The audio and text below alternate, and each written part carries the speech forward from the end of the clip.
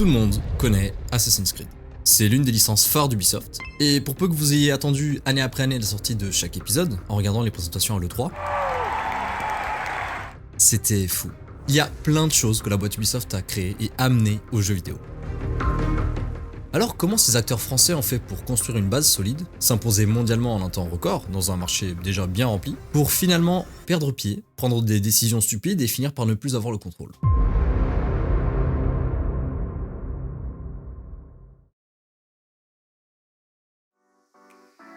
Et tout ça commence en 1986, lorsque 5 frères se disent que vendre des jeux vidéo pourrait rapporter gros.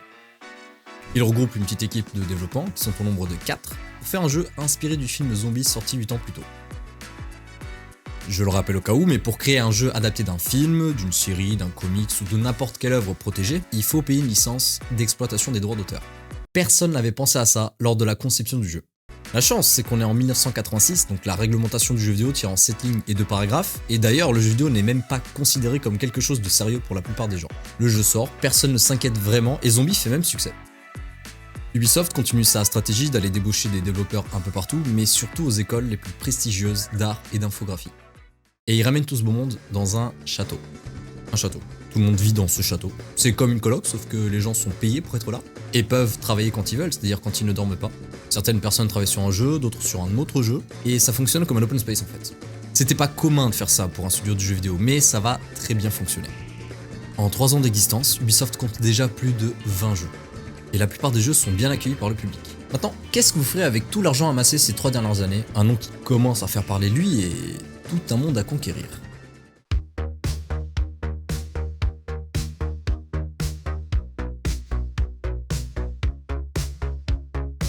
Ils oublient assez vite le château, pour créer des studios un peu partout dans le monde. Ubisoft Paris sera le premier, l'origin story ayant commencé en France. Le second, Ubisoft Bucarest. Ok, on est maintenant en 93 et un autre studio à 8000 km de là vient de montrer comment faire FPS en 3D. Et maintenant, tout le monde veut faire pareil. Je veux dire, entre recevoir ça à Noël, encore un jeu 2D de plateforme générique comme on en a déjà vu depuis des années, ou ça... Si je suis un petit de l'époque qui reçoit le jeu de plateforme alors que mes copains ont tous eu Doom, je fugue de la maison pour que mes parents ne me retrouvent plus jamais. Évidemment qu'Ubisoft a entendu parler de Doom, mais là, il se pose une question. Est-ce qu'on fait nous aussi un jeu en 3D sachant que tout le monde va vouloir faire pareil? Il va y avoir une concurrence infinie et que rater un jeu peut véritablement faire couler une boîte? Non, on va rester en 2D, parce qu'on maîtrise bien le terrain. On va faire un jeu de plateforme, mais on va offrir la meilleure expérience possible. Et... ils ont eu raison.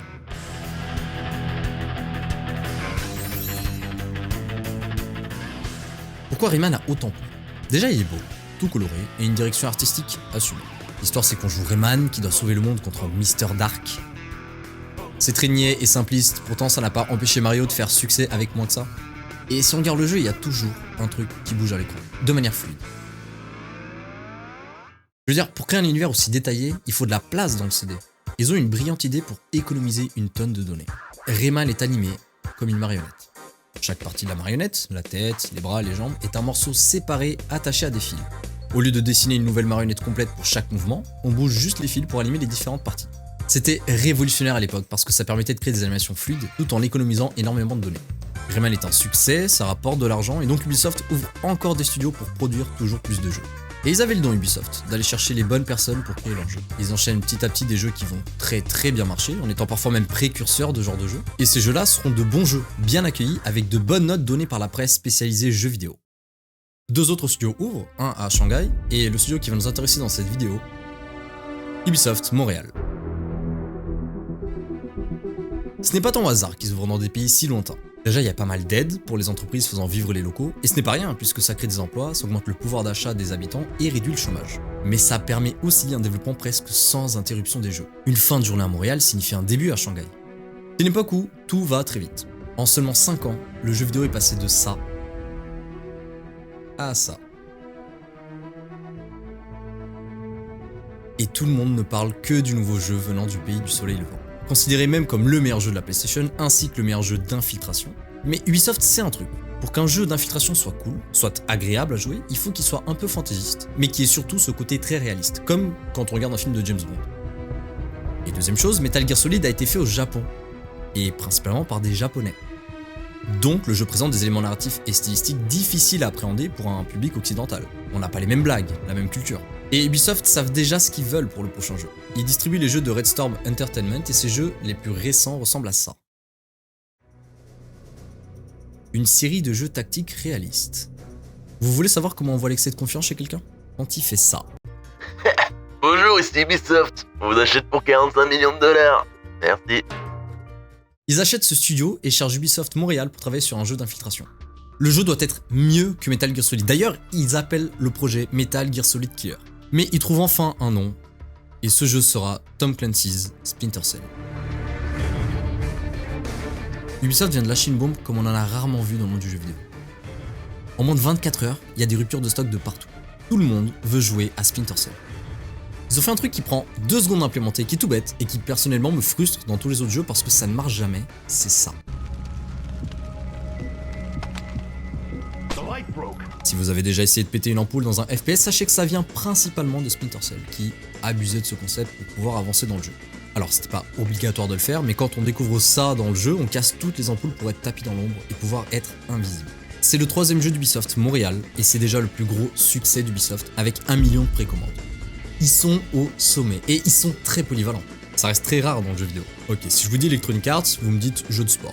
Activision, ça va être les Call of Duty, des jeux de tir. Ubisoft, Assassin's Creed, Far Cry, Watch Dogs, des titres différents, des gameplays différents. Et même si certains vont me dire que oui, Ubisoft est quand même un éditeur avec plusieurs studios qui sont spécialisés, les joueurs retiennent que Ubisoft est égal à plusieurs styles de jeux différents. Alors en 16 années d'existence, Ubisoft est le 3e éditeur européen en jeux vidéo et est la 2e force de création de jeux vidéo au monde. Croyez-le ou non, mais Ubisoft est adoré par tous à ce moment-là. Bon, avec une équipe aussi bonne, autant vous dire que la plupart des studios veulent s'emparer des gens qui travaillent chez Ubisoft. Electronic Arts a essayé de débaucher l'équipe de ce Splinter Cell et a en partie réussi. Je dis bien en partie car 4 des 5 personnes les plus importantes de l'équipe partent chez Electronic Arts. Mais Ubisoft a porté plainte et donc la condition est, si vous voulez bosser chez EA, vous devrez attendre 1 an avant d'intégrer le studio. Ça permettra à Ubisoft de trouver des remplaçants pour continuer la saga Splinter Cell, vu le succès ils veulent clairement pas s'arrêter là, et aussi éviter que Electronic Arts s'empare des idées restantes ou qui n'ont pas pu être implémentées par manque de temps et sortir un Splinter Cell Killer. Mais maintenant, il faut avancer pour Ubisoft et ne pas se reposer sur ce qu'ils savent faire. Alors oui, d'autres Rayman sortiront, d'autres Splinter Cell sont dans les cartons, mais il faut aussi innover en créant de nouvelles licences ou en changeant le gameplay des anciennes. Ils vont faire mieux que ça. Ils vont ressusciter une licence. Beaucoup ont essayé, je pense directement à Sonic, qui n'arrive pas à trouver sa formule, Duke Nukem, qui est arrivé beaucoup trop en retard, et je pense aussi à Saints Row, qui a tenté un truc en 2022.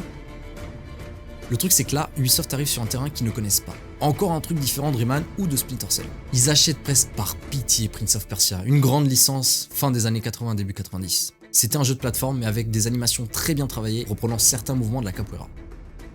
Et le truc qui a tué Prince of Persia, on en a parlé, c'est Doom en fait. Pas en termes de vente, mais parce que c'était une révolution. Je rappelle qu'à l'époque, il y avait plus de copies de Doom installées sur des ordinateurs que les dernières versions de Windows. Donc forcément, personne ne voulait voir de jeux en 2D sur PC. Prince of Persia sortait sur quoi exactement? Sur PC. Au vu du succès de Doom, ils se refusent à faire un épisode en 2D et font de la 3D, sauf que ça prend beaucoup plus de temps, c'est presque exponentiel. Alors ils font un épisode en 3D, et si je vous le montre, là comme ça, vous allez me dire ok JP, t'abuses, je vois pas le problème. Et effectivement, visuellement il est ok, alors je dis pas qu'il est beau, je dis pas qu'il est moche, même si on pourrait dire qu'il l'est, parce que les gars, c'est quoi cette direction artistique en fait? Le problème est que la boîte derrière le jeu avait des gros problèmes d'argent, et donc on oubliait la phase la plus importante, la phase de test. C'est la phase où le produit est techniquement fini, mais il y a des bugs, il faut voir si le jeu fonctionne correctement.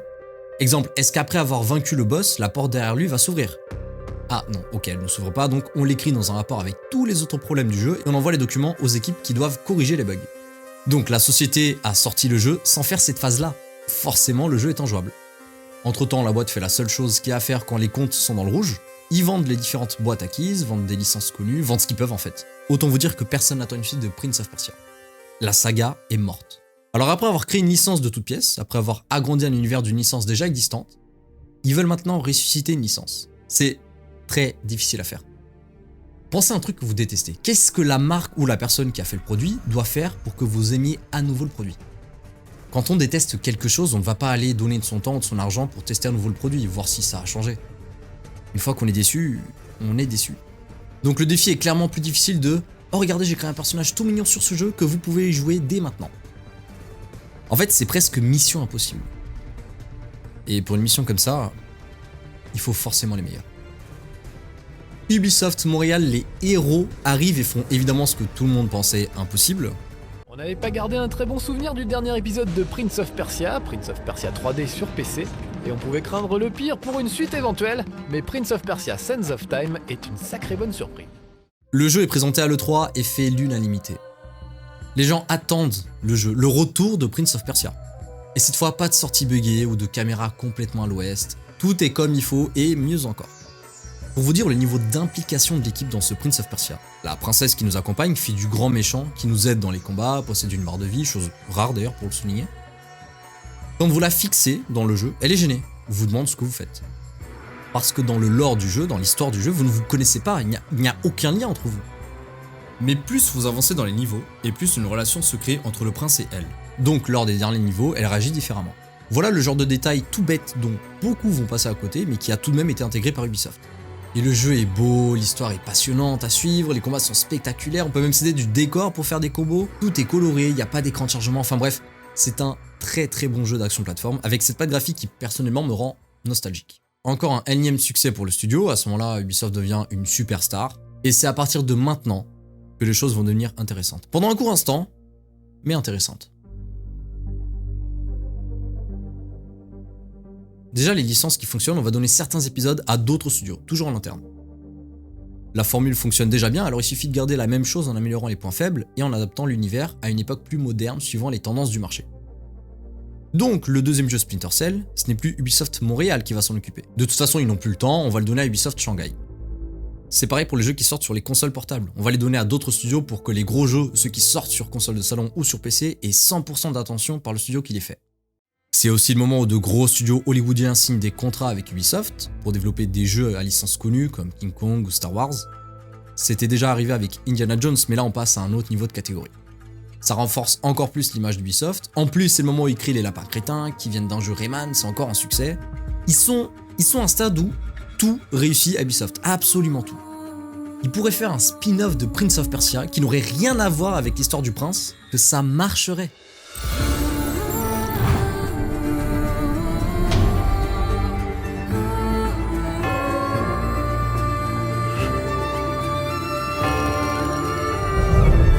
Ça, c'est très fort.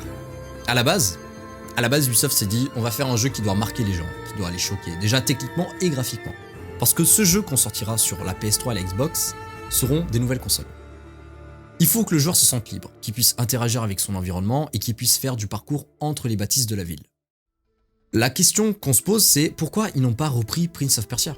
Bon, premièrement, on serait obligé de jouer le prince et ça ferait trop de jeux d'affilée Prince of Persia parce que depuis 2003, il y a déjà eu une trilogie. Aussi, en faisant un spin-off, on peut prendre bien plus de liberté, même au niveau du gameplay.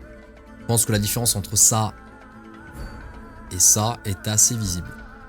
D'un côté, un jeu tout coloré, avec un château immense, diablement vide pour donner un côté impressionnant. D'un autre, un jeu tout grisâtre, avec des proportions déjà bien plus réalistes.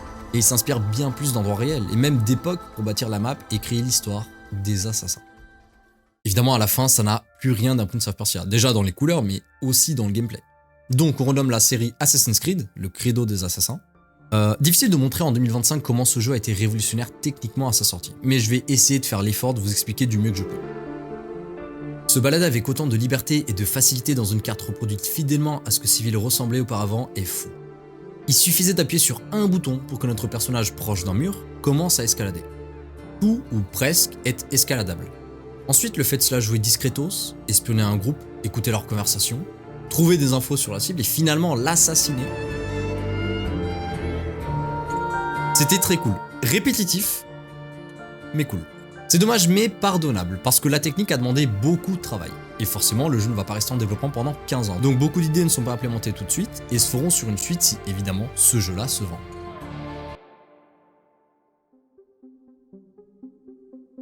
Bon, à ce stade, vous n'êtes pas surpris quand je dis que le jeu se vendra très bien et rapidement, et c'est un énième succès pour Ubisoft et l'équipe Ubisoft Montréal. Ils avaient prévu de finir l'année 2007 comme 5e ou 6e éditeur indépendant en jeux vidéo. Grâce au succès de ce Assassin's Creed, ils finissent 3e.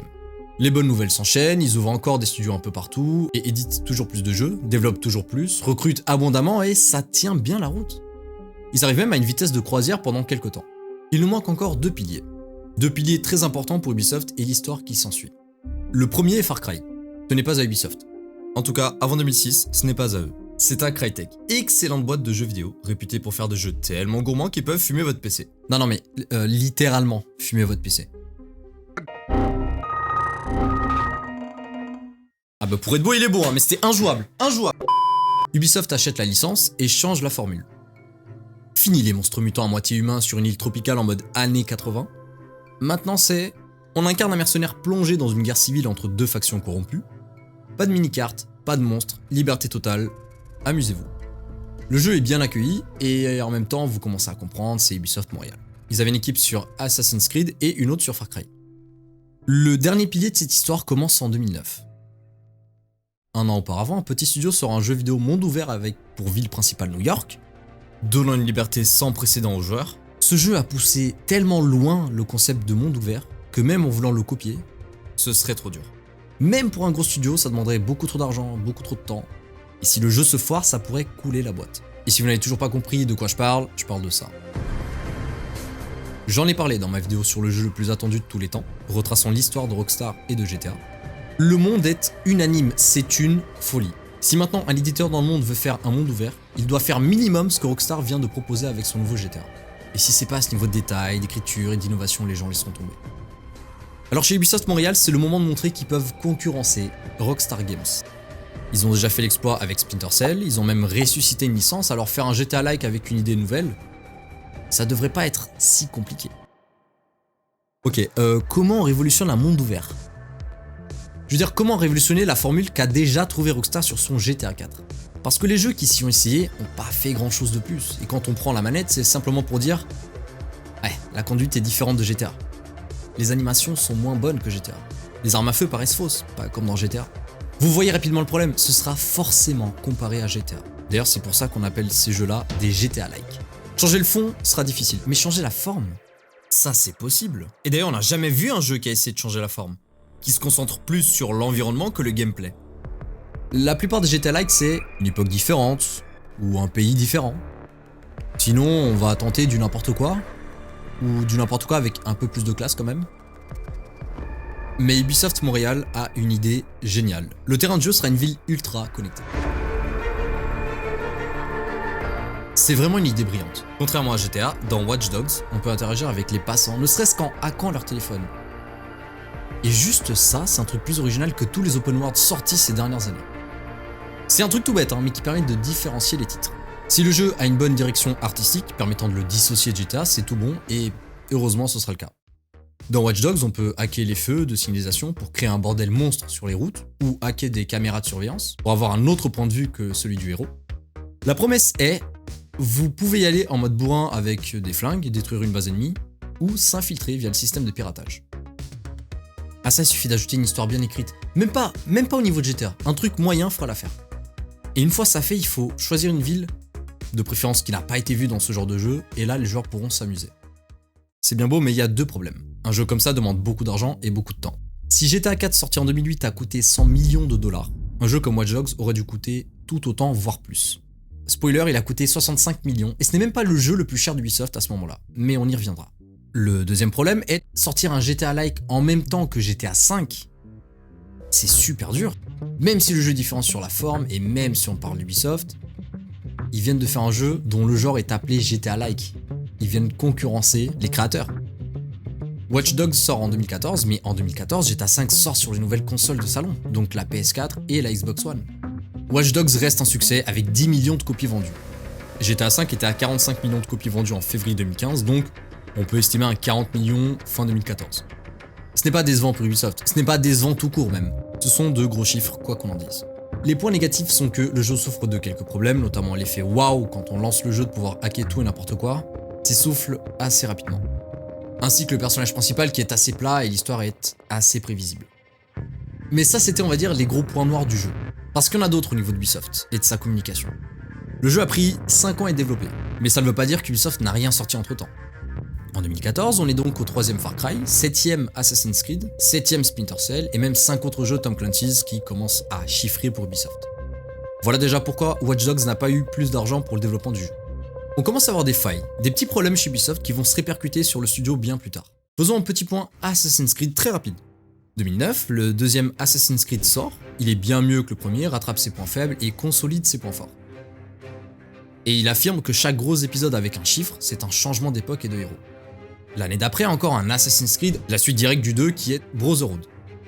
L'année d'après, encore un Assassin's Creed, encore une suite directe qui est Révélation. Difficile d'améliorer la formule quand les épisodes sortent d'année en année. C'était vrai en 90 quand les jeux ressemblaient à ça et qui demandaient moins de technique. Ça ne marche déjà plus en 2010. Donc forcément, quand Assassin's Creed 3, qui est en fait le 5e jeu de la saga, sort en 2012, les gens râlent. C'est la même formule avec un skin différent, une époque différente. C'était amusant de monter sur une tour pour découvrir une nouvelle zone et plein de nouveaux objectifs en 2007. Ça l'était déjà plus en 2010. Et le truc qui fait les assassins, c'est-à-dire passer de toit en toit, poursuivre sur une distance l'ennemi pour finalement arriver sur sa cible et la tuer, c'est vraiment plus pareil sur Assassin's Creed 3. Pourquoi ?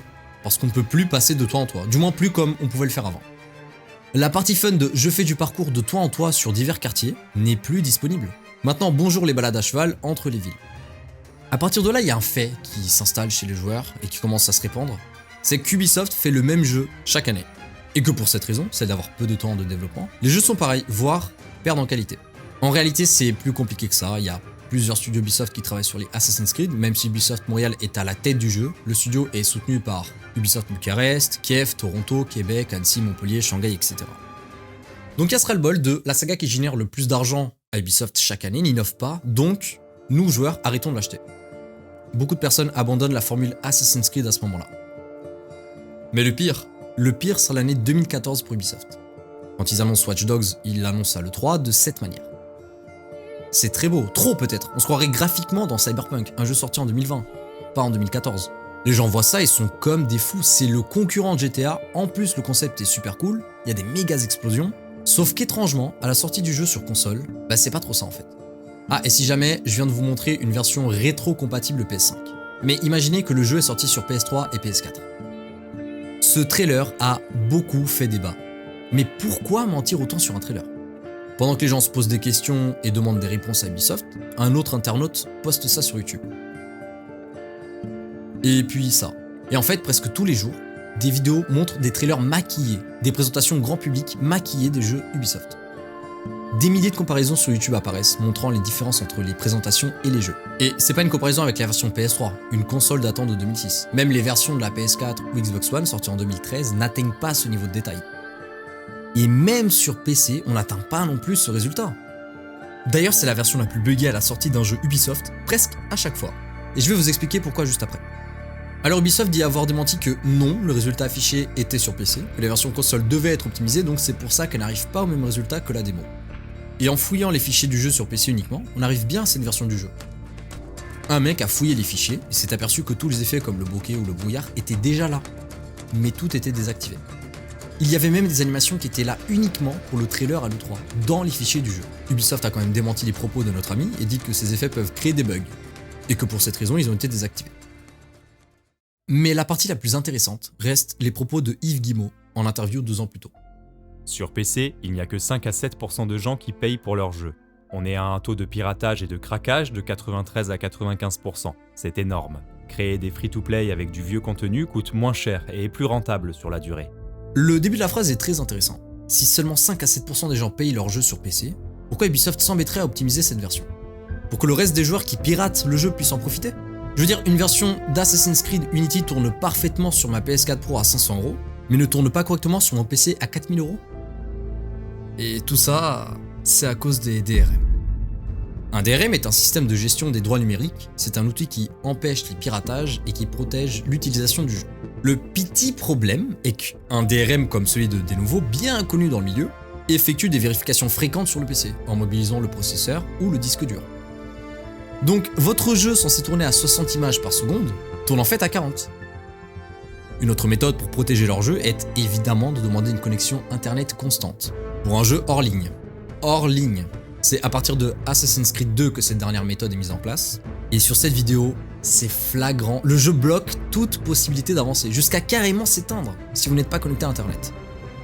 Au moins ils ont réalisé que c'était n'importe quoi et ont finalement abandonné cette méthode 2 ans après. Mais à ce moment-là, on est arrivé à un stade où on regarde un trailer d'un jeu Ubisoft, il n'a rien à voir à la sortie sur console ou PC. Le jeu tourne mal d'ailleurs sur PC, mais si le jeu a été piraté, il n'a alors aucun problème. Et là où les joueurs en veulent à Ubisoft, c'est que entre tous ces problèmes, parfois, on a le droit à ça.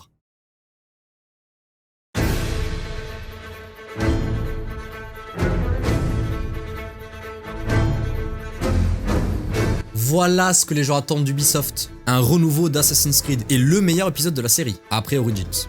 C'est un jeu de pirate qui s'inscrit dans l'univers Assassin's Creed, donc n'importe qui peut y jouer sans avoir joué au précédent jeu. C'est l'un des premiers jeux les plus complets et immersifs à parler de l'âge d'or de la piraterie. C'est fou comment le fait de donner un bateau au joueur permet de lui donner un sentiment de liberté sans précédent. D'ailleurs, un remake est en train de se préparer pour novembre 2025. Du moins, c'est les dernières infos qu'on a eues. Malheureusement, il mettra du temps à se vendre. Déjà, ses premières ventes se feront sur les anciennes consoles, mais surtout après la désillusion qu'a été le dernier épisode, les gens ne veulent plus entendre parler d'Assassin's Creed. Il y a déjà trop de sorties de jeux chaque année pour se retaper le même jeu que l'année précédente. Malgré le fait que c'était un bon jeu, beaucoup l'ont raté à l'époque. Et le coup de grâce qui viendra presque achever la série sera donné l'année suivante. En 2014, après les différents scandales de Watch Dogs et la faille de sécurité mettant en péril ses 58 millions de comptes utilisateurs, Ubisoft revient en force, prêt à tout pour montrer de quoi ils sont capables. Après le succès qu'a été Far Cry 3, il est temps de sortir la suite. Nouvelle carte, nouveaux environnements, nouveaux méchants. Comme on a pu le voir dans la démo de l'E3, c'est évidemment encore truqué. Vous n'aviez pas besoin de faire ça, Ubisoft. Vous n'aviez pas besoin de faire ça.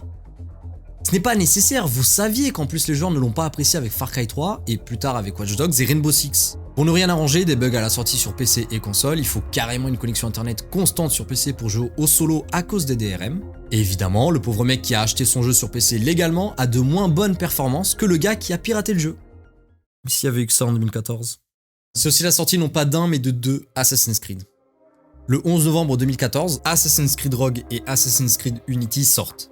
Sur le papier, Rogue est un Black Flag 2.0, en jouant cette fois-ci un Templier et non plus un assassin. C'est aussi l'un des jeux les plus courts, pour laisser place à l'incroyable et exceptionnel Assassin's Creed Unity. Qui est une catastrophe. Vous vous souvenez quand j'ai parlé des phases de test, une phase primordiale pour la sortie d'un jeu. Elle n'a clairement pas été faite, ou alors beaucoup trop en retard. Voici à quoi ressemblait la sortie de Assassin's Creed Rogue sur YouTube. Et voici à quoi ressemblait la sortie de Assassin's Creed Unity sur YouTube. Voilà, donc la plupart des vidéos c'était des compilations de bugs quand ça parlait de Assassin's Creed Unity. Et quand on lance le jeu, c'était injouable. Il y a des bugs de partout, si ce n'est carrément un crash de votre machine. Même en essayant d'optimiser le jeu en baissant la résolution, désactivant certains effets, c'est une horreur. Alors comment autant de joueurs sont tombés dans le panneau? Je veux dire, il suffisait de voir les tests des différents journalistes avant la publication du jeu, non? Ubisoft savait que le jeu n'était pas jouable. Alors ils ont fait la seule chose à faire à ce moment-là. Mentir. Ils ont signé un contrat stipulant que les tests des journalistes sortent en même temps que le jeu, et non avant. Avec ça, un joueur lambda va voir uniquement ce qu'Ubisoft a voulu montrer avec des trailers CGI ou du gameplay truqué, et le joueur passera à la caisse. Donc tout content, vous lancez Assassin's Creed Unity sur votre console, PS4, Xbox, et voilà le résultat. Parce que ces bugs sont présents sur PC et console, c'était du jamais vu auparavant. Évidemment, lors des présentations à l'E3, en direct, c'était tout propre, avec des effets qu'on n'a jamais vus dans le jeu. Pour ne rien arranger, Forbes qualifie Ubisoft de digne successeur d'Electronic Arts, la pire entreprise de jeux vidéo. Jean-Luc Mélenchon attaquera même le jeu car il déforme la Révolution française en faisant passer ça pour un bain de sang. Et même Take-Two Interactive, entre autres GTA, a déclaré « Ils ont 17 000 employés et font moins de revenus que nous. On ne comprend pas. Nous sommes une entreprise mondiale mais nous ne sommes pas si énormes. » Et se vante entre autres de laisser du temps de développement de jeux. Cette année-là était aléatoire pour les fans d'Ubisoft, de quoi pousser les derniers survivants à partir. C'est vraiment à partir de cette période qu'Ubisoft connaîtra cette haine qu'ont les joueurs envers l'entreprise. Évidemment, vous vous doutez que le jeu a été patché, Ubisoft a plusieurs fois communiqué des excuses, offrant même le DLC du jeu, mais le mal est fait. Entre Far Cry 4 et ça la même année, presque à la même période, ça fait beaucoup pour les joueurs. Et c'est principalement à cause d'une chose. Les calendriers de sortie. C'est une chose de créer une œuvre, passer du temps à la peaufiner et l'améliorer quand il n'y a pas de pression de sortie. C'est d'ailleurs comme ça que les plus grands artistes de ce monde travaillent. Mais dès que ça parle d'argent, la forme la plus pure de la création et de l'art est inévitablement mise de côté. L'éditeur, le manager ou simplement la personne ou l'organisme qui va gérer la communication met un cadre à l'artiste et un temps donné pour finir le projet. Alors si c'est Nintendo, c'est plutôt it's done when it's done.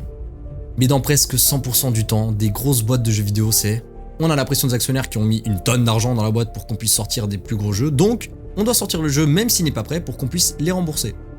Ce qui est irrespectueux pour le joueur qui paye son jeu plein pot par contre. Mais ce n'est pas fini. Si vous êtes un joueur aguerri suivant les sorties de jeux vidéo, vous remarquez un truc intéressant. Ubisoft sort ses gros jeux entre octobre et décembre. Parce que c'est à ce moment-là que la firme fait 50% de son chiffre d'affaires. Les fêtes de fin d'année sont un bon prétexte pour vendre des jeux car il y a les vacances, les primes, donc les joueurs ont plus de temps et plus d'argent pour acheter des jeux. Donc au lieu de sortir un jeu, Ubisoft en sort 2, 3 ou 4.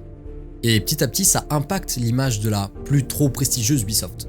Par exemple, le 2 décembre 2014, c'est la sortie de The Crew. Un jeu de voiture proposant pas moins de 37 véhicules. Ça aurait été un argument de vente en 2004, pas en 2014. L'argument de vente de ce jeu pour le coup est sa carte, les États-Unis. Mais le réel problème est qu'Ivory Tower, les développeurs, ont laissé Ubisoft implémenter toute une tonne de microtransactions, des DLC pour ajouter des véhicules, limiter l'expérience pour pousser le joueur à la caisse, le kit de base d'Electronic Arts pour faire un jeu au final. Le truc c'est que The Crew 1 était quand même bon, il a eu des mises à jour améliorant les graphismes et ajoutant des voitures. Mais c'est un jeu en ligne, et lors de la fermeture des serveurs en mars 2024, ce jeu physique que vous avez acheté ne fonctionne plus. Et c'est pas « oh là là, je ne peux plus jouer en ligne avec mes amis ». Vous ne pouvez plus jouer au jeu. C'est fini. Même les personnes possédant le jeu dans leur bibliothèque numérique se sont vues retirer The Crew 1 par Ubisoft. Ça a rendu la plupart des gens furieux qui ont entendu parler du sujet et a relancé le débat de « si nous achetons un jeu numérique, est-ce qu'il nous appartient ou est-ce alors une licence temporaire ?» Et c'est une bonne question, les plateformes de jeux vidéo sont des entreprises privées qui peuvent fermer et donc à tout moment, vous n'aurez plus accès à vos jeux. Et c'est pareil pour vos plateformes de streaming. Si demain Prime Video ferme, vous n'aurez plus accès à vos films ou séries achetés. Le meilleur moyen de conserver vos jeux ou films, c'est de les avoir en physique, avec un disque. Un youtubeur, Accursed Farms, a lancé le mouvement Stop Killing Games, avec plusieurs milliers de signatures pour la pétition, qui a un impact réel au niveau de la loi. La loi AB 2426. Les vendeurs de biens numériques ne peuvent plus utiliser le terme acheter ou posséder sans inclure un avertissement expliquant que ces biens peuvent être révoqués à tout moment.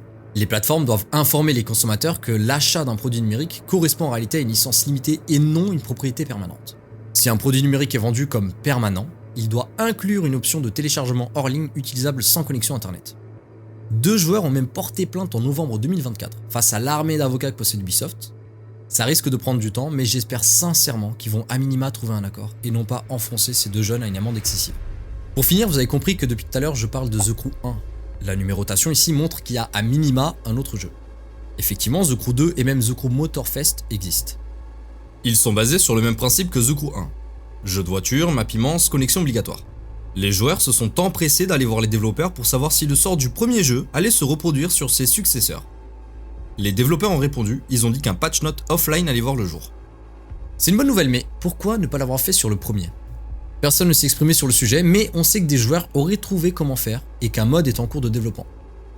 Ok, je ferme cette parenthèse The Crew pour revenir à l'année 2014. C'est vraiment un point de bascule pour l'entreprise. L'image qu'elle reflète change peu à peu, et ça ne va pas aller en s'améliorant. En 2015, Ubisoft veut vraiment se rattraper de l'année précédente, surtout à cause de Assassin's Creed Unity.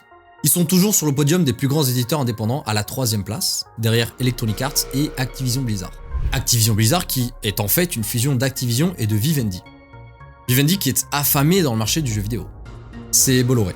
En octobre 2015, Vivendi rachète des parts chez Ubisoft, ce qu'on peut traduire par une tentative d'acquisition hostile.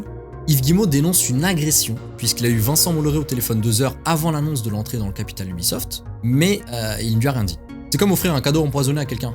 Le problème est que ce cadeau va prendre beaucoup plus de place que prévu. Vivendi rachète encore des parts et devient actionnaire majoritaire chez Ubisoft. Quand une entité est actionnaire majoritaire dans une boîte, ça veut dire qu'elle peut maintenant influencer les décisions stratégiques, la gestion interne, les orientations créatives et financières, et le truc le plus important, ils peuvent gérer la nomination des membres du conseil d'administration. Vous voyez tous cette scène dans les films où le héros gérant de sa propre boîte se fait virer par le conseil. C'est littéralement de cette manière qu'ils font ça.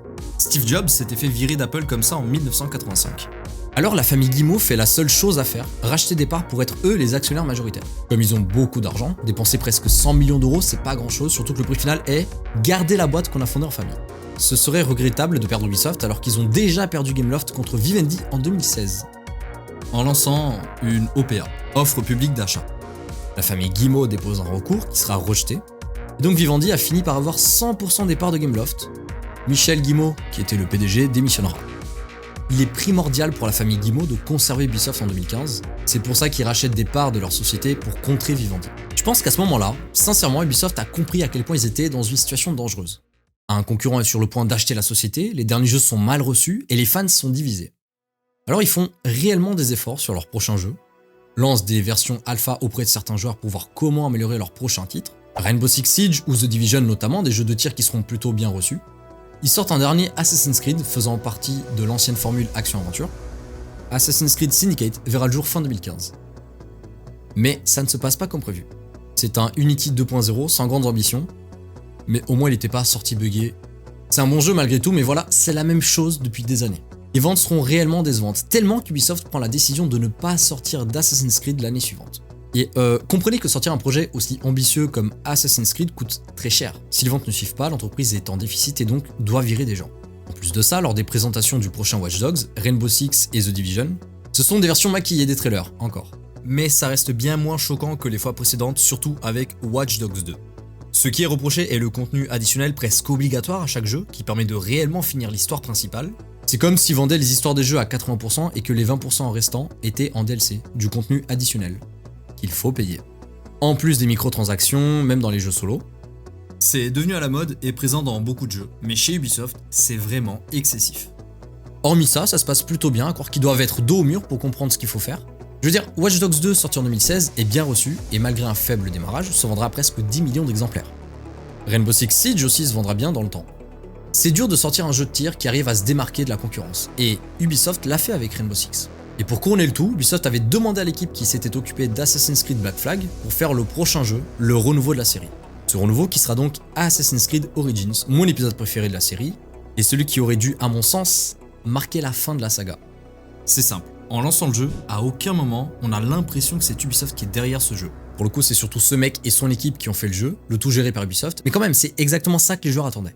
Et même si oui, certains le comparent à The Witcher 3, ça reste un action RPG dans l'univers d'Assassin's Creed. Le jeu est très bon et verra une suite l'année suivante, avec pour ambition non pas un RPG mais un ultra RPG. Au lieu de finir votre jeu en 50 heures, vous le finissez en 100 voire 150 heures pour le 100%.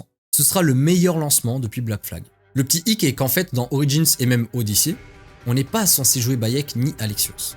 Mais Ubisoft l'a imposé dans le premier jeu et donné le choix dans le deuxième car ils ont estimé que les jeux avec des protagonistes féminins seuls étaient moins vendeurs que ceux mettant en avant des hommes. Ce sont évidemment des stéréotypes d'un ancien temps et PlayStation a démontré que oui, une héroïne en tête d'affiche fait vendre. C'était déjà le cas dans Unity en 2014 lors du mode multijoueur, impossible de choisir un assassin féminin. Alors à l'époque c'était difficile à animer. Mais alors pourquoi dans Assassin's Creed Libération, on joue une femme? Mais bref, si cette excuse passe en 2014, elle ne passe plus maintenant. C'est pourquoi pour le dernier Assassin's Creed en Ultra RPG, Valhalla, Ubisoft mettra l'accent sur le fait de jouer Eivor femme.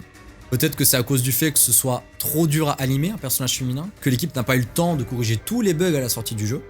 Je veux dire, Origins Odyssey avait des petits bugs à la sortie, mais incomparables à ce qui s'est passé avec Valhalla. Quand tu joues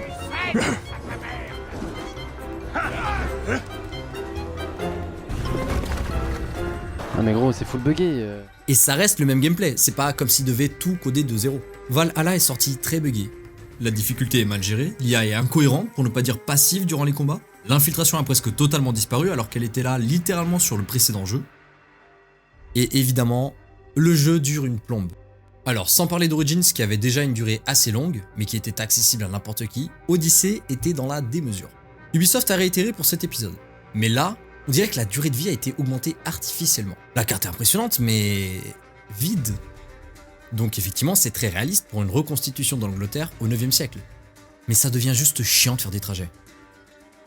Et pourtant, malgré tout ça, c'est le Assassin's Creed qui s'est le plus vendu de toute la saga. Et ça, personne ne le voyait venir.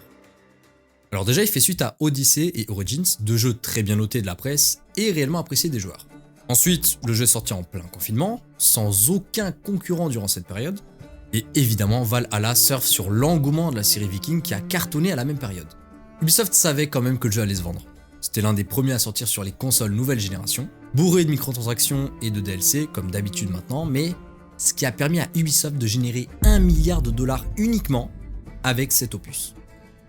Pour un résumé complet des différents problèmes du jeu, je vous conseille d'aller voir les tests sur internet des joueurs.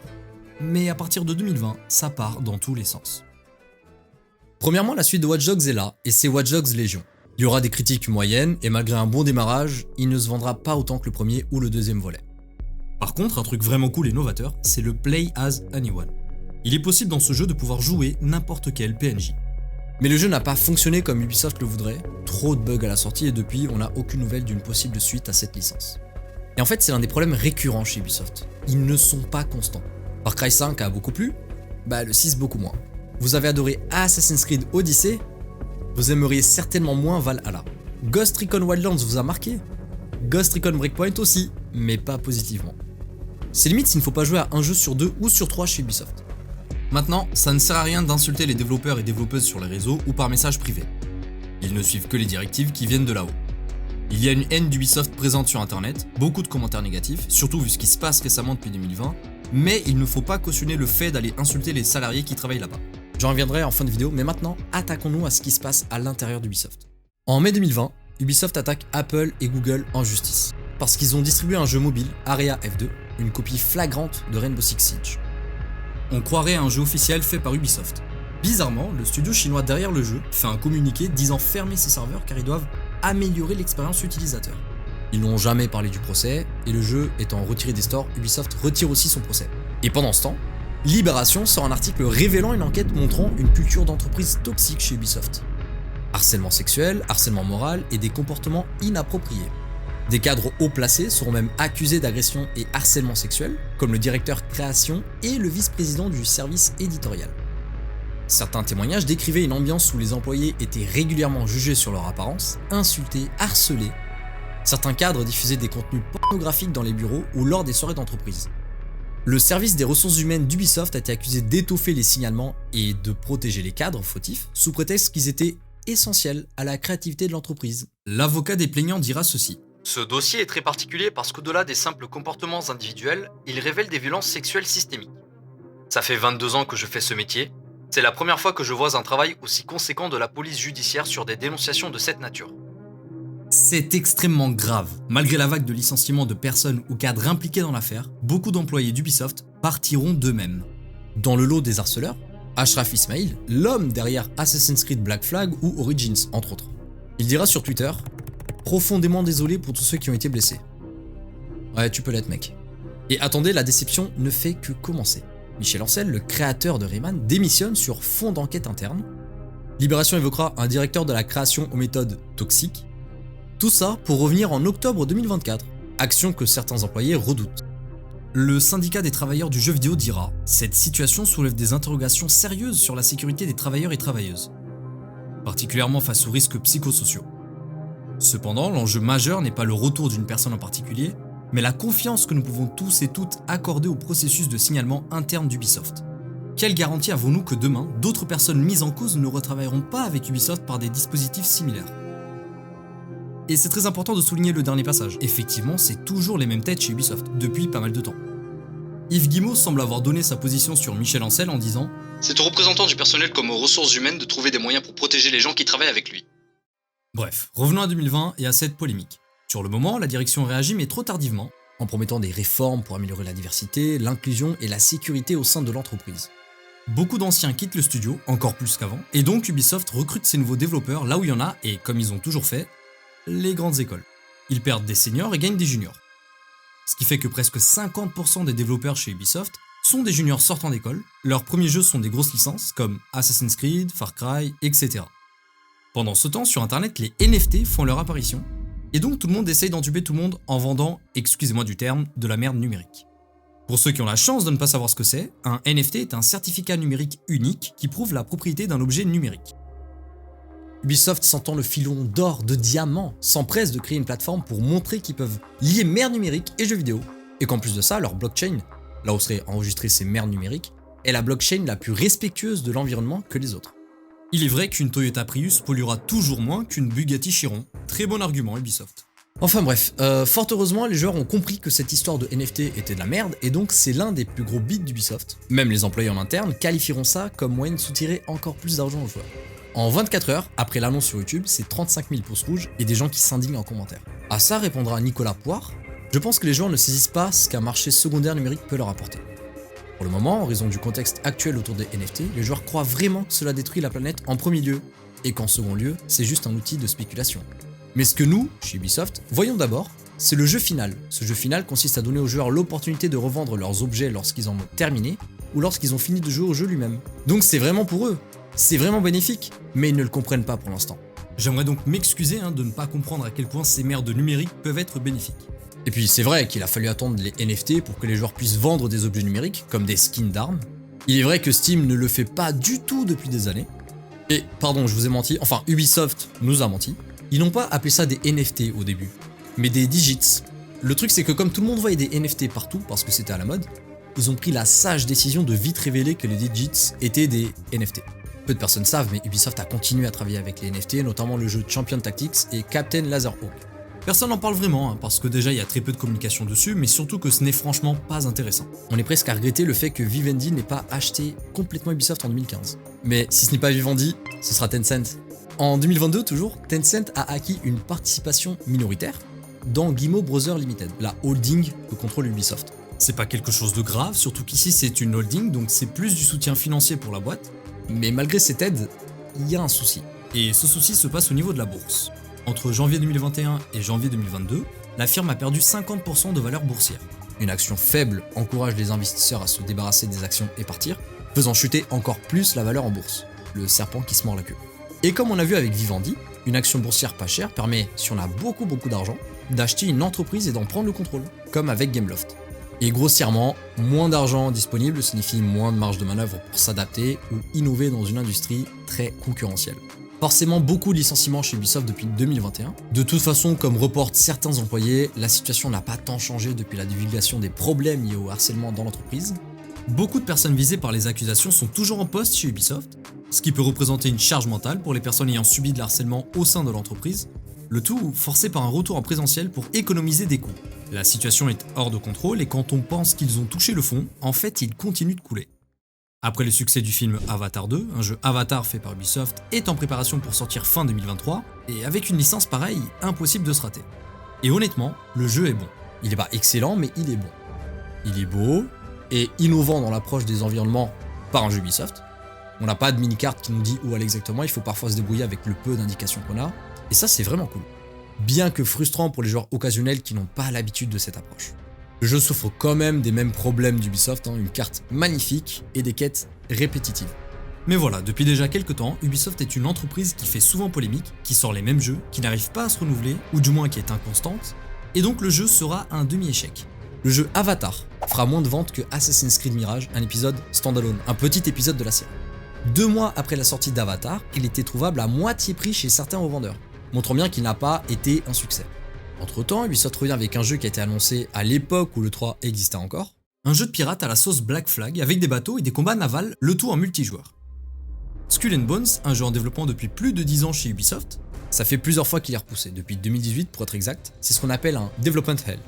Plusieurs fois, le projet a changé de directeur, de gameplay, il a dû être recommencé à presque zéro, et tout ça coûte beaucoup d'argent. Le truc c'est que souvent quand ça se passe comme ça, le jeu est simplement annulé. Vous imaginez payer 10 ans de salaire à des centaines de développeurs? Si l'argent ne rentre pas à un moment, c'est la faillite. La chance c'est que ce projet n'a rien coûté financièrement à Ubisoft. Ils n'ont pas perdu d'argent. Il a bien coûté 200 millions de dollars, mais c'est une aide qu'a donné la ville de Singapour au studio pour développer le jeu. C'est pour ça qu'Ubisoft a continué le développement. L'aide est là si le jeu voit le jour. Donc le jeu doit sortir, peu importe quand ou comment. En plus, Yves Guillemot nous a dit que c'était un quadruple A. Pour vous expliquer brièvement, un jeu AAA est un jeu qui coûte beaucoup d'argent, qui possède une équipe importante dans les développements, qui utilise les dernières innovations du marché en technologie, enfin bref, la plupart des gros jeux qui sortent sur le marché. AAA est synonyme de production colossale. Donc dire d'un jeu qu'il est un quadruple A, c'est comme dire que vous vous donnez un chiffre au-dessus de 100% qui est déjà synonyme de colossal. C'est surtout un terme marketing pour dire que c'est mieux que la concurrence, et pour l'instant, la plupart des jeux qui se sont dit quadruple A, c'était minable. Quand Skull and Bones sort, il est moyennement reçu par la presse. Au vu de la communication énorme du jeu, les joueurs s'attendaient à quelque chose qui sorte vraiment de l'ordinaire. À la place, on a un jeu clairement moins bon que Sea of Thieves, un autre jeu de pirates sorti en 2018, soit 6 ans avant celui-ci. Les animations des personnages sont rigides, on se croirait dans un jeu de 2005. Les missions se ressemblent, les bateaux sont peu maniables, un système de niveau à faire fuir les joueurs, et pour couronner le tout, c'est un game as a service au prix d'un jeu neuf. Game as a service, c'est ces jeux avec des battle pass et plein de conneries à acheter, dont le shop virtuel. Le truc est présent dans les jeux gratuits, pas dans les jeux payants. Et le plus drôle, c'est qu'à la sortie de Skull and Bones, les joueurs sont retournés sur Black Flag, jeu de 2013. La majorité des joueurs préférant le système de combat naval ainsi que l'histoire. Alors de ce que j'ai pu voir, il y a des mises à jour encore maintenant sur le jeu, mais en regardant les commentaires ou la barre de pouce rouge, je pense que ça ne va pas durer. Alors la bonne surprise de l'année 2024 chez Ubisoft n'était clairement pas ce Skull and Bones, mais X-Defiant, le FPS voulant concurrencer Call of Duty, la plus grosse saga de jeux de tir. Alors c'est un game as a service, mais cette fois-ci gratuit, contrairement à Skull and Bones, et sur le papier ça a l'air cool. En seulement une semaine, c'est 8 millions de joueurs uniques. Un démarrage fort pour Ubisoft qui va très vite s'essouffler car c'est du déjà vu en fait. Vouloir concurrencer Warzone ou Apex qui sont là depuis des années, c'est infiniment plus dur que d'être le premier sur le marché à proposer ce type d'expérience. Une fois que l'habitude des joueurs est « je joue avec mes potes sur un jeu que je connais », où j'ai déjà mes skins, où je sais déjà jouer aux cartes, c'est bien trop dur de les faire bouger. Fortnite a réussi mais parce qu'ils ont vraiment innové sur le marché et ne sont pas arrivés si tard que ça. Quelques mois plus tard, c'est seulement 20 000 joueurs connectés et en décembre 2024, Ubisoft décide de ne pas maintenir les serveurs du jeu. Et donc en juin 2025, ce sera la fin de X-Defiant. Tous les joueurs ayant acheté du contenu pourront se faire rembourser et ça, il faut le souligner, c'est cool. Le truc moins cool est qu'Ubisoft ferme ses 2 studios de production, San Francisco et Osaka, envoyant une partie à Ubisoft Sydney et l'autre licenciée. Il reste tout de même un dernier jeu qu'on se doit d'en parler ici pour cette année 2024. Et c'est Star Wars Outlaws. Je ne ferai pas l'affront de vous expliquer que Star Wars est l'une des sagas les plus rentables de tous les temps, que les films ont marqué des générations d'enfants et d'adultes prêts à sortir des sabres laser et faire des courses de modules. Ok, Avatar est une grosse licence, mais là on parle d'une licence intergénérationnelle. Ok, sortir un jeu Star Wars c'est pas compliqué. On a beaucoup d'exemples de ce qui a déjà été fait, ce qui a plu, ce qui n'a pas plu, et même des exemples récents qui ont très bien marché. Alors en août 2024, le jeu sort. On joue non pas un Jedi, oubliez les sabres laser, mais une hors-la-loi. Pour une fois on peut saluer la prise de risque de ne pas jouer un Jedi dans un jeu Star Wars. Le problème est que l'histoire est prévisible et trop classique, l'exploration est beaucoup plus limitée qu'Avatar, et c'est le classique monde ouvert Ubisoft comme on le voit depuis des années. Le jeu se vendra à seulement 1 million d'exemplaires le premier mois. Un jeu Star Wars ne faisant qu'1 million de ventes en 30 jours. Si on le compare à Jedi Fallen Order, celui-ci s'est vendu à 8 millions de copies en seulement 2 mois. Ubisoft dira que les joueurs ont été durs avec le jeu, d'autres commentaires sur internet diront que c'est du bashing envers Ubisoft. Avec tout ça, on arrive à une action en bourse qui a dégringolé, avec pour résultat une action à moins de 10 €, ce qui est fortement inquiétant. Il y a encore quelques temps, une action coûtait 100 € chez Ubisoft. Comment cette action a pu perdre 90% de sa valeur? La seule chose à faire maintenant, c'est attendre et voir si le dernier pilier encore debout pourra tenir tout le poids des récents échecs d'Ubisoft. Et ce dernier pilier n'est autre que Assassin's Creed Shadows. Alors accrochez-vous parce que ça va devenir encore plus intéressant.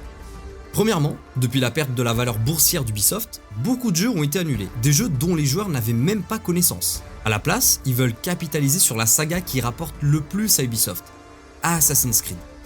Donc c'est près de 12 jeux Assassin's Creed en développement, en tout cas 5 officiels et 7 rumeurs. Donc Shadows, qui se passe au Japon, Codename Exe, qui est un Assassin's Creed axé sur la sorcellerie, Jade, qui est un jeu mobile monde ouvert en Chine, Invictus, qui est un jeu multijoueur standalone, sans plus d'informations, et finalement Animus Hub, qui regroupe les futurs jeux de la série et qui sera accompagné de Shadows à sa sortie. Donc ça c'est sûr et certain que c'est dans les cartons chez Ubisoft. Mais il y a des bruits de couloir disant qu'il y aura plus de jeux encore à venir. Pour les rumeurs, Assassin's Creed Project Obsidian, qui serait en fait un remake de Black Flag, on en a parlé, Assassin's Creed Nexus 2, la suite du premier jeu en réalité virtuelle, qui est d'ailleurs un excellent Assassin's Creed si vous avez un casque de réalité virtuelle, Projet Echoes, encore un jeu multijoueur, Projet Nebula, qui serait à l'époque des Aztèques entre autres, Project Red, un free-to-play PvE coopération à 4 joueurs, Stardust, un remake sans plus d'informations, et finalement un nouveau RPG qui n'a pas de nom de code, qui pourrait d'ailleurs être le projet Nebula. Quand j'ai vu l'annonce des 5 jeux officiels Assassin's Creed, je trouvais que ça faisait déjà beaucoup trop. Mais si les rumeurs s'avèrent vraies, vous forcez pas un peu là Ubisoft? Comme la plupart des jeux récents ont bidé ou n'ont pas fonctionné, vous vous dites que faire du Assassin's Creed en boucle sauvera la boîte. Alors on va se concentrer sur Assassin's Creed Shadows, et je vais vous expliquer pourquoi ça n'a aucune importance que ce Assassin's Creed sauve Ubisoft ou non. Les fans de la saga Assassin's Creed rêvaient d'un épisode au Japon féodal. Manque de bol ou parce qu'ils n'ont juste pas écouté les fans, un autre studio s'en chargea de le faire, et Ghost of Tsushima a vu le jour en 2020. Un jeu qui a énormément plu malgré les faibles notes des journalistes spécialisés en jeux vidéo. Il respecte l'histoire et la culture japonaise, le gameplay est fluide, les combats au sabre sont intenses, et on peut aussi choisir une approche furtive si on le souhaite. Le monde est beau, et il a ce système unique qui te montre où aller en suivant le vent, et non pas un vieux point sur la mini-carte. Ce jeu est le Assassin's Creed du Japon que tout le monde voulait avoir. Ubisoft s'est fait voler son jeu, donc en 2020, il se lance sur le développement du Assassin's Creed au Japon, Shadows. Comme d'habitude, ce Assassin's Creed a été leaké avant son annonce officielle, ce qui gâche évidemment la surprise, mais ça a toujours été comme ça dans le milieu du jeu vidéo, j'ai envie de dire. Le 15 mai 2024, la première mondiale sort sur YouTube, et quand on voit les commentaires sous la vidéo, c'est compliqué. Dans le trailer, on voit deux personnages, Naoe et Yasuke. Sauf que Yasuke étant noir, une partie des japonais n'ont pas aimé cette déformation culturelle. D'autant plus qu'il est montré comme un samouraï, or dans la culture japonaise, on ne devient pas samouraï, on est samouraï. Soit en étant dans une famille de samouraïs, soit en se faisant adopter parce qu'on a un code de conduite permettant de le devenir. Le flou est que des signes montrent qu'effectivement, Yasuke ayant reçu un sabre offert par Oda Nobunaga, symbole fort dans la société japonaise féodale, cependant il n'a pas reçu de titre officiel ou de fief. Cet historien japonais affirme d'ailleurs la possibilité que Yasuke soit devenu un samouraï n'est pas à exclure. Oda Nobunaga est une personne extrêmement importante dans l'histoire du Japon, notamment dans l'unification de son pays. Mais retenez qu'il est tout aussi important pour son pays que Napoléon l'a été pour la France en d'autres mesures. C'est plus qu'un homme, c'est un symbole. Et pour ceux qui ont vu ce genre de photos sur internet, c'est évidemment faux. Yasuke et Oda Nobunaga ont bel et bien vécu dans les années 1580, alors que le premier appareil photo de l'histoire est arrivé en 1839. Et aucun samouraï n'avait de sabre à son dos, c'est physiquement impossible de sortir la lame. Et d'ailleurs sur X, Ubisoft poste ce message montrant le masque et le katana de Yasuke, or le katana est celui de Zoro dans One Piece. C'était présenté à la Paris Games Week et de mon point de vue, ils n'ont juste pas eu le temps de faire un sabre sur mesure de Yasuke, et donc les accessoiristes ont fait avec ce qu'ils avaient sous la main. Mais je le souligne car, encore une fois, ça a fait polémique. La seconde vidéo nous parlant du jeu a été publiée le même jour, sans réellement montrer de gameplay, mais expliquant qui sont les deux protagonistes, ce qu'ils représentent dans le jeu, etc. Et dire ça alors que vous dites en début de vidéo que vous avez fait beaucoup de recherches historiques prouve que vous n'avez pas tant fait que ça au final. Il n'est pas venu en vacances, il n'a pas choisi de venir au Japon. Et l'argument du « on a de nouvelles idées pour Assassin's Creed », voici une femme qui fera la partie furtive du jeu et un homme qui fera la partie combative. C'est pas réellement ce que j'appelle d'idées novatrices dans le milieu. La deuxième chose qui va beaucoup énerver les japonais est que dans les vidéos présentant Yasuke, le personnage détruit tout. Ça fait écho à ces vidéos qui tournent depuis quelques mois où des touristes arrivent au Japon et font n'importe quoi, jusqu'à embêter des japonais pour des photos comme si c'était des attractions. Je ne suis pas d'accord sur ce dernier point, effectivement c'est possible dans pas mal d'Assassin's Creed de faire ce genre de choses, mais je comprends que ça puisse énerver les japonais. Et les touristes qui foutent le bordel au Japon sont des abrutis, je ne comprends même pas comment on peut se comporter comme ça. Heureusement qu'il y a des sanctions qui commencent à arriver et qui font mal. Après tout, on vient réécrire l'histoire du personnage, l'histoire du Japon, ça peut énerver. Tout ça est parti très loin et a amené une pétition exigeant le retrait de Yasuke du jeu, avec plus de 100 000 signatures, c'est énorme. C'est même remonté à un politicien japonais qui dit que ce Assassin's Creed est l'inexactitude historique que représente le personnage de Yasuke. Le ministre de l'éducation japonais a aussi dit que tant que le jeu ne viole à l'ordre public et aux bonnes mœurs, le jeu se vendra au Japon. Alors, est-ce que vous voulez rire? C'est le jeu de la saga avec le plus d'effets de sang et de démembrement. Il sera donc d'office censuré au Japon et aura des options pour activer ou désactiver certains effets. Finalement, tout ceci a amené Ubisoft à annuler sa présence au Tokyo Game Show. Pour rattraper le coup, Ubisoft présente la version collector du jeu qui sera fournie avec une belle figurine. Sauf que là encore, problème. La société ayant produit la figurine a présenté ses excuses, reconnaissant que le design était indélicat. On y voit Yasuke et Naoe, sauf que celle-ci est posée sur un torii en ruine. Ce que la plupart des gens ne savent pas, c'est que ce torii est un symbole pour les victimes de la tragédie nucléaire de Nagasaki. Le jeu se passant des centaines d'années avant cet événement, qu'est-ce que ça vient faire là? C'est comme si la figurine d'Assassin's Creed Unity, se passant en France, avait mis les assassins dans les ruines de Oradour-sur-Glane. Les fans japonais sont encore une fois déçus, et la société française décide de répondre en expliquant que les Assassin's Creed ne sont pas des représentations factuelles de l'histoire ou des personnages historiques. Maintenant, comme on l'a vu au tout début de la vidéo, je disais que lorsque le premier jeu de la saga était en développement, l'équipe s'est aidée d'historiens pour faire une reconstitution la plus fidèle possible à l'époque. Mais apparemment ici, les historiens sont arrivés un peu plus tard que prévu. Ce qui donne des incohérences de bâtiments qui sont plus chinois que japonais, ou des erreurs sur la taille des tatamis qui sont une unité de mesure au Japon. Je devais vous montrer une vidéo qui a beaucoup fait parler d'elle sur X, mais visiblement le compte a été suspendu. Elle présentait des passages incohérents des trailers. Donc je vais le faire moi-même. Toujours sur ce même passage, on voit des problèmes de taille, la pièce a l'air immense au point où on dirait que les personnages sont vraiment très petits. La position assise des généraux est aussi historiquement incorrecte, puisqu'ils auraient dû être assis en tailleur, mais le plus grave, c'est qu'on voit à côté d'Oda Nobunaga, un homme qui est au même niveau que lui. Or, comme pour les autres personnes devant Oda, ce monsieur aurait dû être à un niveau inférieur du maître. Pour ceux qui font des sports de combat, vous voyez de quoi je parle. Ah, et le logo de la famille Nobunaga est à l'envers ici. C'est des petits détails qui mis bout à bout en font un gros problème d'incohérence, presque une flemmardise de la part des équipes. Et pour l'instant, on n'a vu aucune image du jeu, ce ne sont que des cinématiques. Parce que quand on nous présente enfin du gameplay, il y a aussi des problèmes. C'est moi ou son pied lévite là? Et l'animation de l'eau ici, qu'est-ce qui se passe? Vous avez fait des jeux sur la piraterie, vous savez programmer de l'eau, alors pourquoi ça fait ça? Et même si c'est en work in progress, c'est normal d'avoir une animation comme ça ici.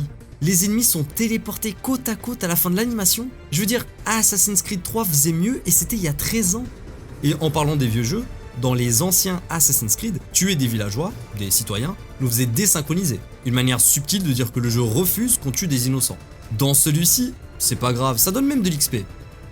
Pourquoi avoir enlevé ça? Même dans l'épisode en réalité virtuelle, on se fait désynchroniser. Alors pourquoi ici c'est possible? C'est pas si grave quand on prend détail par détail, mais l'ensemble fait que c'est trop, beaucoup trop. Et la question qui me vient est surtout, pourquoi avoir mis 2 personnages? J'ai compris que Yasuke représente la nouvelle génération Origins, Odyssey, Valhalla, mais ce n'était pas nécessaire d'en avoir 2. Regardez ce que vous avez fait avec Eivor dans Valhalla, il n'a rien d'un assassin. Et dire qu'on ne pouvait pas faire un shinobi et un samouraï en même temps alors que le héros de Ghost of Tsushima y arrive parfaitement est, je pense, de la paresse. Naoe aurait bien pu avoir ce double gameplay, mais peut-être que le fait de jouer une femme peut encore poser des problèmes de vente chez Ubisoft, comme on l'a vu pas mal de fois. Je passerai très vite sur l'aspect light RPG pour éviter de trop se mouiller côté Ubisoft, des ennemis qui regardent les murs en attendant de mourir, comme si on était dans un jeu de 2008, les animations d'assassinat qui parfois sont visuellement ratées, la lame ne touche pas le mec là. Je passerai aussi sur le fait qu'ils aient pris des influenceurs pour doubler certains personnages de quête, comme ici. Commanditer cette attaque. Un samouraï de Chugoku pour le compte de son maître. La voix est très ressemblante à celle de Louis-Sam et dont l'intonation n'est pas très juste. Et avant d'aller dire qu'il ne sait pas jouer son personnage, il est fort probable qu'il ait dû doubler sans voir ce qui se passe dans le jeu. Kelly Maro, voix française de Jennifer Lawrence, a décrit le doublage du jeu vidéo comme « travailler à l'aveugle ». Et pendant l'écriture de cette vidéo, Louis-Sam s'est expliqué ici et il a bel et bien travaillé à l'aveugle, je vous invite à voir sa vidéo pour plus de détails. Mais revenons sur Yasuke. Alors, est-ce que Ubisoft aurait dû mettre Yasuke dans le jeu mais en tant que personnage de quête secondaire? Ils ont déjà pris des personnages historiques pour les intégrer aux Assassin's Creed, comme Léonard de Vinci dans le 2e épisode. Beaucoup pensent que ça aurait dû être une possibilité. Mais je pense que non. Si le sujet avait été maîtrisé dès le début, il n'y aurait pas eu tant de brouhaha autour de cette histoire. Il y a d'autres problèmes qui montrent Yasuke détruisant un lieu culte dans le jeu, mais cette fois-ci je ne rejoins pas les joueurs, c'était déjà possible dans les précédents jeux, de casser voire mettre le feu à des églises comme dans Valhalla. Parfois les joueurs vont vraiment chercher à pointer le moindre faux problème, qui pour le coup décrédibilise le reste qui est vraiment important. Et c'est là où le Ubisoft bashing prend place. Dès qu'Ubisoft sort un projet ou quelque chose, la plupart des fans râlent. Critiqués à tout va parce que les jeux se ressemblent, ils font des erreurs comme si c'était une jeune boîte qui se lançait dans le jeu vidéo. Tout ce que je vois, c'est surtout d'énormes attentes des joueurs face à un studio qui prend le moins de risques possible. Ubisoft, à une époque, était un studio prestigieux, prêt à prendre des risques. Et c'est ça que les joueurs attendent d'un des plus gros studios de jeux vidéo au monde. Donc oui, Assassin's Creed Shadow reste un jeu, et les plus gros problèmes viennent du manque de culture historique japonaise. Et aussi le fait que ce jeu pourrait tourner sur une PS4 ou Xbox One, des consoles de 2013, alors que le budget du jeu est juste colossal. Il sortira donc en même temps que la suite de Ghost of Tsushima, et je pense que ça va être très intéressant de voir comment ces deux jeux seront accueillis par les joueurs. Et pour finir, le jeu sortira à une date anniversaire pour le Japon, puisque le 20 mars 1995, il y eut un attentat au gaz sarin dans le métro de Tokyo, événement tragique ayant causé 14 morts et 5800 blessés. Sachant que le jeu a été repoussé déjà 2 fois, mais impossible de continuer de le repousser à cause des années fiscales, puisque l'exercice en cours se termine le 31 mars. Avec une dette de presque 2 milliards d'euros pour Ubisoft, il est impossible de repousser le jeu pour eux. Maintenant, malgré tout ça, toute cette longue partie sur Assassin's Creed Shadows, le jeu se vendra. J'en suis persuadé qu'il va bien se vendre. Parce que les boycotts dans les jeux vidéo, ça ne fonctionne pas. On l'a vu avec Hogwarts Legacy et on va le voir avec ce jeu d'Assassin's Creed. La plupart des joueurs qui achètent la franchise font partie de cette masse silencieuse qui achète leur Call of Duty et FIFA annuel. Le dernier Assassin's Creed, Mirage, a fait 5 millions de ventes alors que c'était un épisode mineur. Il s'est vendu 5 fois plus que le jeu Star Wars alors qu'on parle d'une des plus grandes franchises du cinéma. Maintenant, savoir si ça va sauver Ubisoft et sa dette de 1,4 milliard d'euros, en fait, ça ne change pas fondamentalement ce qui va arriver à Ubisoft. L'entreprise finira par faire un marché avec Tencent ou peu importe. Ubisoft peut fonder une seconde boîte avec un partenaire et donner ses grosses franchises à cette sous-boîte, tout comme ne pas le faire. Oui, évidemment, si le jeu fonctionne très bien, ça donnera du temps à Ubisoft, mais ça fait des années qu'ils gagnent du temps. Ce n'est plus possible comme ça. Vous le savez, ils le savent. Il y a encore quelques semaines, ils ont fermé un studio, Ubisoft Leamington. La liste risque de s'agrandir car il y a trop de personnes chez Ubisoft. Et vu que les jeux ne se vendent pas assez pour maintenir la maison debout, ils virent du monde. Le problème est qu'ils évitent de trop changer les codes pour faire une recette qui fonctionne depuis 10 ans. Spoiler, ça ne marche plus comme ça. Les joueurs commencent à en avoir marre et à un moment ou un autre, ils sortiront le Assassin's Creed de trop, celui qui ne se vendra pas. Et à ce moment-là, ce sera terminé pour l'une des sagas les plus emblématiques du jeu vidéo. Donc ce qu'il doit se passer, avec ou sans le succès de Shadows, c'est une restructuration en interne des têtes de développement, des hauts placés, un point d'honneur sur la communication est primordial. Ils n'ont qu'à copier ce que fait Rockstar, From Software, Nintendo, même CD Projekt, malgré la communication désastreuse de Cyberpunk. Et finalement, arrêter d'investir du temps et de l'argent dans les jeux services comme Skull and Bones ou X-Defiant, qui ont été traînés sur des années et qui arrivent trop tard, sans réelle identité, et qui font perdre la confiance des joueurs auprès de la compagnie. Tout studio de jeux vidéo rêve d'avoir son GTA Online ou Fortnite qui génère des millions d'euros par jour. Sauf que c'est déjà un coup de chance, l'un a été boosté par son jeu solo qui est l'un des monuments du jeu vidéo, et l'autre parce qu'ils ont repensé entièrement un jeu en développement depuis 6 ans, et qu'ils n'ont pas décidé de l'annuler ou de fermer les serveurs car il ne fonctionne pas au bout de la 3e journée de sortie. Et encore une fois, ça reste quand même beaucoup de chance. À force de courir derrière l'argent, avec tous ces projets de jeux services ou de NFT, vous perdez la confiance des joueurs. Et sans joueurs, il n'y a plus d'Ubisoft. J'aimerais juste finir par les propos de Yves Guillemot en 2003. Yves Guillemot a déclaré en 2003 ceci. « Je souhaite que la marque Ubisoft soit l'une des plus vues et reconnues de l'industrie. Ce nouveau look reflète notre réputation croissante parmi les joueurs et les professionnels de l'industrie.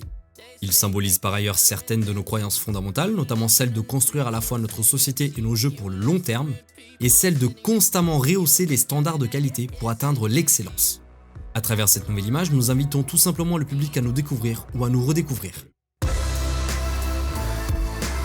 On se retrouve le 20 mars sur ma chaîne Twitch pour le test d'Assassin's Creed Shadows. Je serai évidemment à 100% honnête sur mon avis. Voilà, si vous voulez me soutenir, ça se passe uniquement avec le bouton abonnement sur YouTube, ainsi que sur Instagram et Twitch. Tous les liens sont dans la description. Je remercie ceux qui le font et sachez que je vous vois. Je fais gagner une carte cadeau YouTube Premium de 3 mois sur Instagram, il suffit de s'abonner. Je ne ferai pas de financement participatif, gardez votre argent en ces temps difficiles. Et je vous dis à bientôt pour le test du jeu sur Twitch. Merci d'avoir vu la vidéo et ouais à bientôt.